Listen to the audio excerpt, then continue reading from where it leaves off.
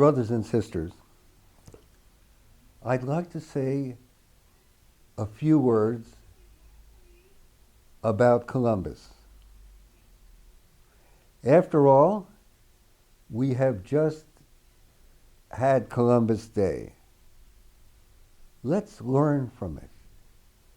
Let's consider his encounter with the Indigenous. On October 12, 1492, Columbus landed on the tiny island of San Salvador in the outer Bahamas. He encountered the Arawak people. With awe and even affection, they welcomed Columbus and his men to their island paradise.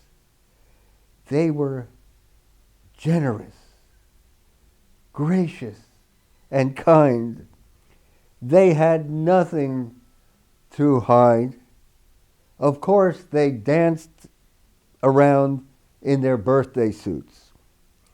Could there be a greater contrast with the rigid, blocked, and heavily defended Europeans?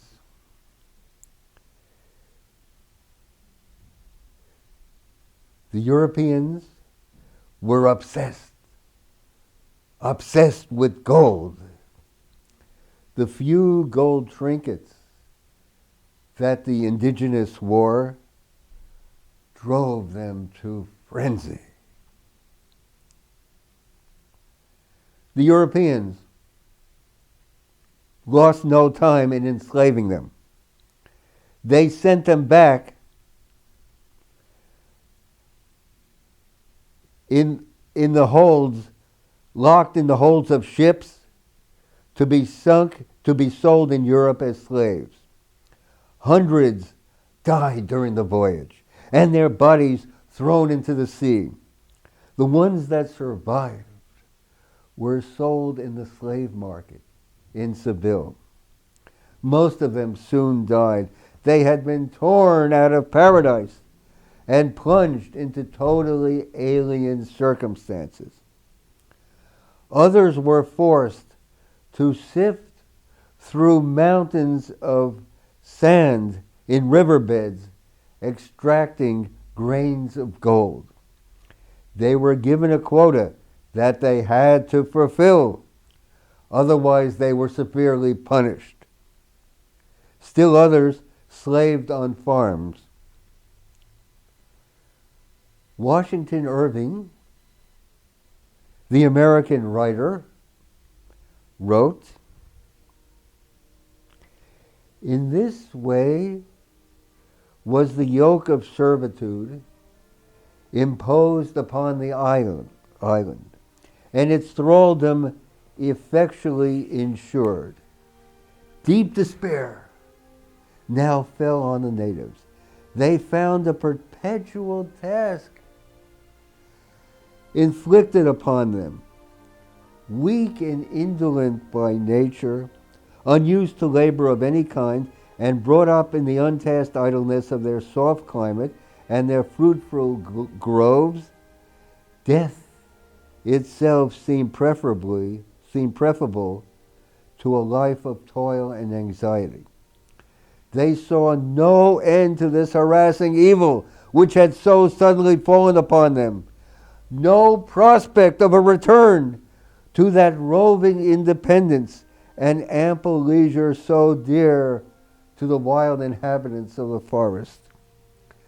The pleasant life of the island was at an end.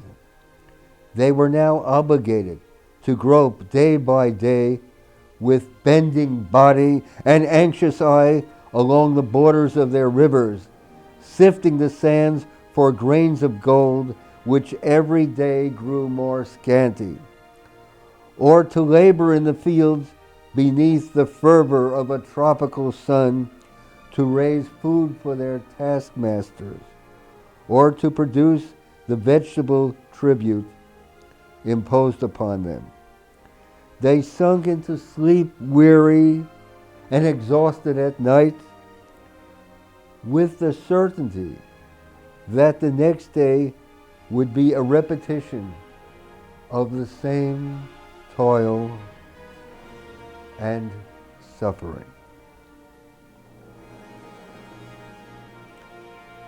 Let's go deeper. Let's look at the character structure of the protagonists. There are 3 levels, as one of Sigmund Freud's most brilliant students tells us. On the surface layer of his personality, the average man is reserved, polite, compassionate, responsible, and conscientious. Then there is a second, an intermediate character layer, which consists of cruel, sadistic, lascivious, rapacious, and envious impulses.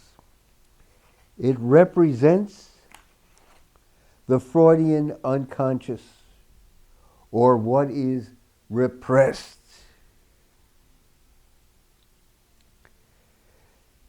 If one penetrates through the second layer into the biologic stratum, one always discovers the third, deepest layer, which we call the biologic core. In this core, man is essentially honest, industrious, cooperative, and loving. So, my friends, on October 12, 1492, a handful of Europeans, locked into the secondary characterological layer of cruelty, sadism, and rapaciousness, locked in their bodies with their clenched jaws and their locked pelvises, rigid, armored, and heavily defended, came face to face with a people operating directly from their biological core. As I said, they danced around in their birthday suits. They were a mirror for how estranged and alienated and sick the Europeans had become. It was too much. The Arawak had to be destroyed. And so they were driven to extinction. The destruction of the Arawak people was a sort of dress rehearsal, so to speak, for what was to befall the Indigenous throughout the New World.